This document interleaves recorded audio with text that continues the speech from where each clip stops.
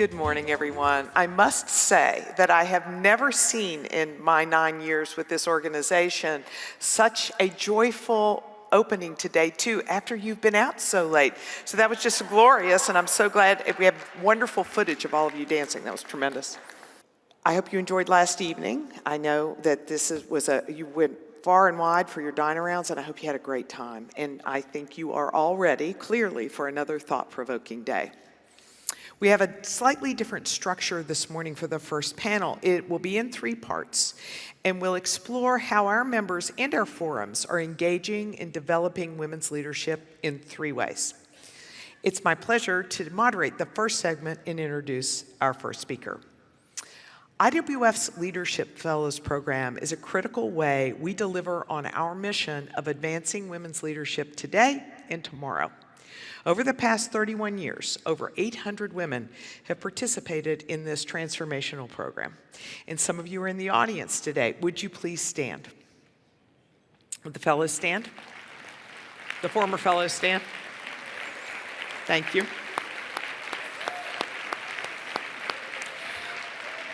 So, ladies, they're all wearing orange ribbons, so don't hesitate to ask them about their experience in the program. Andrea Albright is an alumna of the program and is the Chief Growth Officer of Walmart International and operating partner of Massmart here in South Africa. She has built a career focused on innovation and empowering high-performing teams. She has a customer-centric approach and an ability to drive transformation with agility and vision. She's been recognized as a rising woman in business by Fortune's Most Powerful Women Next Gen, and importantly, she is a member of IWF Arkansas. Please welcome Andrea.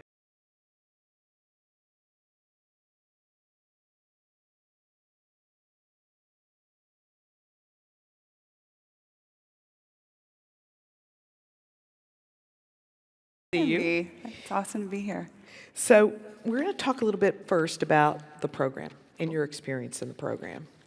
Can you tell us what impact the Fellows Program had on you as a leader and how it helped you grow your career? It's a great question.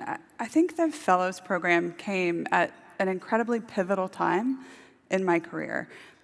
You know, when you go from doing the work to leading the work, that's like one of the hardest transitions you can make in your career. And sometimes leaders, especially women, you have an idea that my work has to be separate than my personal life. I can't be who I really am. I can't lead the way I want to lead. I have to show up differently and wear different clothes and not be your full self. And I think the program really gave me the confidence that it's okay to be strong and courageous and bold and have an opinion, but also have vulnerability and lead with empathy. And the women that I had the opportunity to work with globally in that program really taught me that that was okay, because there were so many various levels of experience in so many different industries. But that program was absolutely incredible for giving me the confidence to just go lead the way that you're comfortable leading, because that authenticity matters more than trying to be somebody else.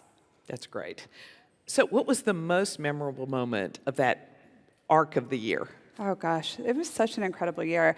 You know, I absolutely loved the cognitive diversity that came in that group. And the program was amazing. Harvard was incredible, INSEAD, the whole thing was just incredible. But the women that I was able to meet, there was, a director at the FBI and somebody at Edelman and, a couple women that we all still have a WhatsApp group, and this is like in 2018, so we still talk regularly. But the cognitive diversity that came in that room was incredible, because so many times you're in programs and it's competitive and people are watching, and we can be a little bit insular in all of our own companies. So to have the opportunity to just have these incredible women who weren't competing with you, you're all in totally different industries, to learn from them, see the experience, see the world through their eyes globally, and then just have all of these women who are genuinely rooting for your success and cheering you on years later after the program, and there's still a network that I rely heavily on. That's great. Now, is this different from other types? Oh, for sure. Totally different. Totally different, because there's the genuinely cheering you on, like no agenda, not trying to sell you anything, not trying to, have an angle. They just want to see you succeed genuinely. And I can call any of them and say, hey, what's your opinion on this? How do I think about this country? This is something cool that I'm learning about. I know that's your industry. Tell me more about it. And they will drop anything and talk to you in a minute's time just to help you be successful. So it's been incredible to have that kind of network and to have that group of women who can teach you so much. And I can't say it enough. The cognitive diversity that in this program taught me so much about being empathetic in my leadership style as well, and how do I create teams, and how do I develop teams for the future. That's great, because I think that is one of the objectives because of the way the program is structured. Yeah, absolutely.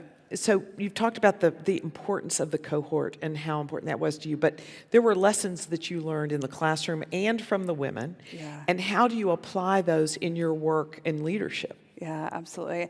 I think the cognitive diversity has been absolutely incredible, because once you start to see how strong teams can be, you don't want to hire everybody who looks like you or thinks like you, even if they're physically diverse. If you all went to the same school and hang out with the same friends, you're not getting the diversity of thought to really excel and create incredible teams. And so that taught me about the importance of psychological safety, the importance of cognitive diversity. And you can't get cognitive diversity if you don't have a psychologically safe environment. So how do we teach people to respectfully disagree? That's something that we've lost over time, especially with the onset of social media. We've lost the ability to communicate effectively and violently disagree, but walk out and still have a ton of respect for the person across the table from you. So how do you start to bring that psychological safety? I know you as a person. I have empathy for who you are, where you come from, why you think the way that you do. I may not agree with it, but we're going to debate, and we're going to have amazing dialogue, and we're going to get to the best solution on the other side of the table. And if you can create that type of environment, smart people want to be a part of that. Cognitively diverse, smart people with divergent thinking, they're going to come up with the absolute best solution. And that's been a critical part of how I've built teams over the last 10 years since I've left the program. That's so great. Makes me feel good we're doing our job. So, Andrea, you are a Walmart kid. I am. Your dad was a merchant, and today you are one of the company's most senior executives, and you can see Andrea, the Walmart kid, and your brother. Yeah, that's a picture of me and my older brother. I was 3 at the time, and so I've been a Walmart baby. I don't actually know a day in my life without Walmart. My dad started as a cart pusher before I was born, and then progressed through the ranks. So we spent kind of the first 4 years of my life moving all over Kansas and Colorado as he opened up new stores. And then I think in 1987, he had the opportunity to become a buyer. He bought cat litter, which is such a glamorous category. Kitty litter buyer. So this is me and my brother, in our Walmart T-shirts, and I walked the aisles with him. So I kind of grew up as a Walmart merchant baby, and I wanted absolutely nothing to do with Walmart, right? I wanted to go be in fashion. I got my undergrad in apparel and textile chemistry. And then when it came time to find a job, I had an offer from Walmart and Target, and I said, where can I have the biggest impact? And it was at that point that I realized so much of my personal values, of respect for the individual, striving for excellence, it was Walmart's values. My dad was teaching me the Walmart culture my whole life, and it just felt seamless to be a part of Walmart. That's so great. Okay, now you're one of their most senior executives. How has that relationship shaped what they represent, shaped, you've talked about it personally and professionally, but you pull this through from the perspective of one of the things that you value the most, which is, one of your favorite sayings is, be brave enough to be bad at something. Talk a little bit about that mindset and how it relates back to this context. Yeah, growth happens when you're most uncomfortable.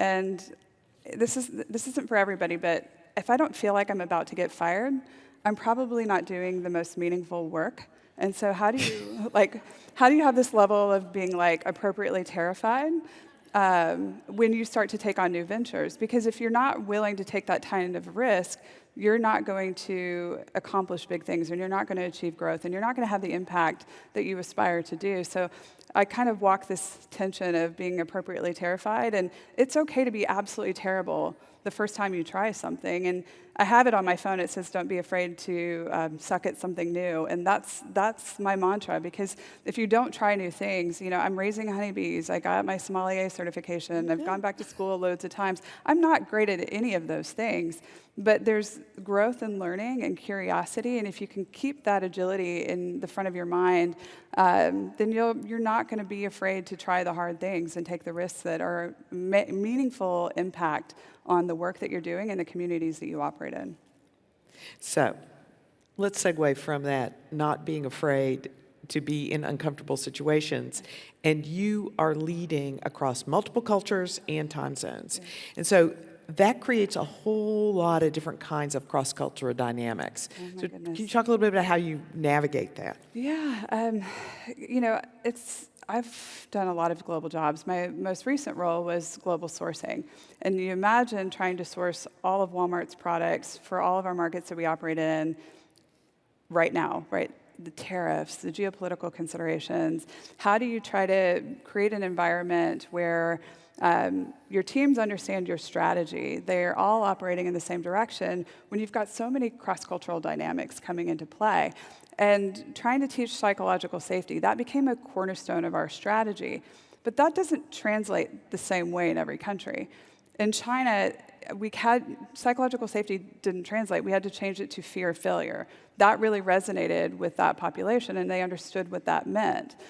In Mexico, there was a degree of machismo that came with it, and they're like, that's unicorns and rainbows. So we had to change our verbiage there. And then even simple things like regeneration, that's a cornerstone of Walmart's strategy. We couldn't say regeneration in Thailand because that meant newborn baby, and we were trying to be about sustainability and regeneration, not newborn babies. We love the newborn babies, but not exactly how we wanted it to translate. So there's simplicity in your strategy, and I've learned that you have to make it 6 words or less on your mission, and you have to be so clear and give the teams a framework. My strategy in sourcing was trust, value, and resilience. And it didn't have a lot of words. It wasn't 23 pages. It was a simple framework to say, it's not just about cost of goods. It's not just about doing the right thing. It's not just about sourcing and giving resilience. It's all of those things. And you have to keep that healthy tension to make sure that you're getting trusted products and doing it in a trusted way. You're creating value, but it's not at the expense of having all of your eggs in one basket and not being able to put inventory on the shelves. All of those things have to happen at the same time. And if you can reduce that strategy to the most simplest form, you're going to empower all of your people to make the best absolute decisions they can. Because I can't pick 300,000 products. I can't make every decision. I can't be on the ground in Vietnam. I have to empower a team to be successful. So how I create that environment, how I give them the simplicity and the clarity of the strategy, and then I trust them to go do their work. And that doesn't mean I'm hands-off and I'm not there to support the teams and collaborate, but you have to empower your associates, and they have to feel trusted to be able to make the decisions, or you'll fail. Yeah, no, you can't do, not that many products. Yeah.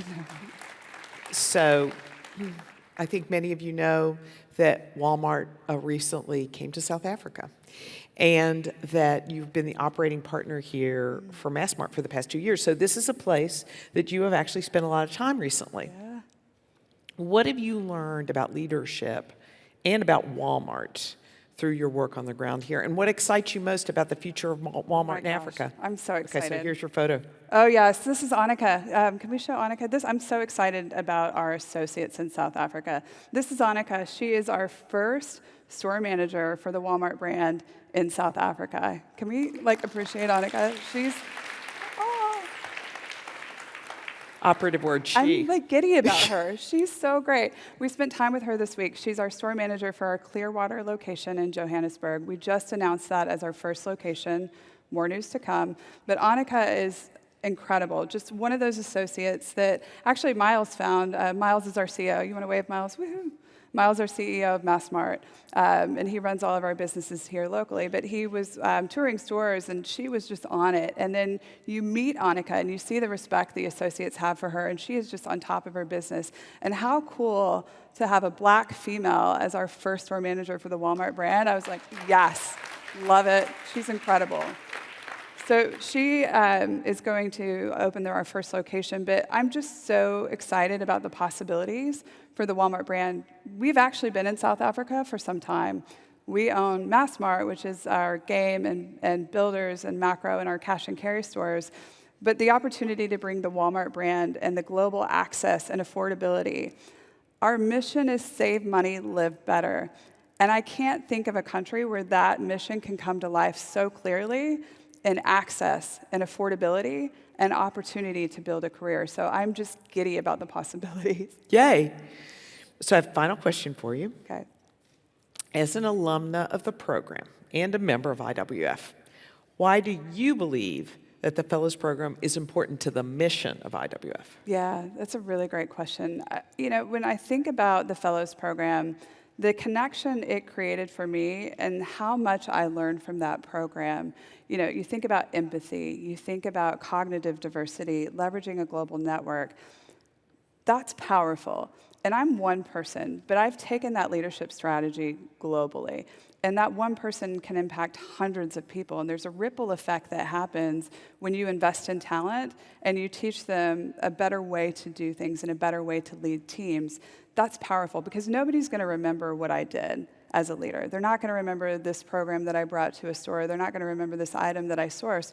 They're going to remember the people that you developed and the impact and the leaders that you created beyond you. And so I think this program has absolutely given me the ability to learn, to lead in a really powerful way. And then I've passed that on. And you just see the amount of leaders that come out of these programs and that are talking about cognitive diversity and they're talking about psychological safety and they're leading in a way that you'd be so proud of.